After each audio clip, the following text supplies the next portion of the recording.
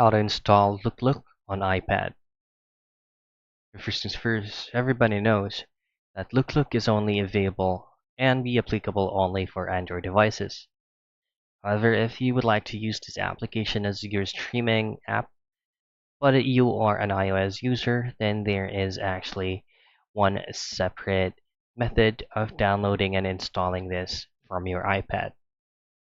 So of course, first things first is access Safari or any web browser that you preferably used from your iPad. And what you want to do on your browser from iPad is just simply type in Loklok Pro iOS APK.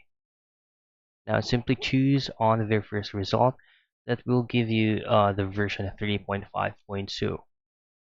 Simply tap on that and you will be redirected to Loklok Pro website. And here, just simply tap on download for iOS. And make sure to install it. Make sure that you allow all unknown resources for you to successfully install it on your iPad. That's it. That's how you install Loklok on iPad.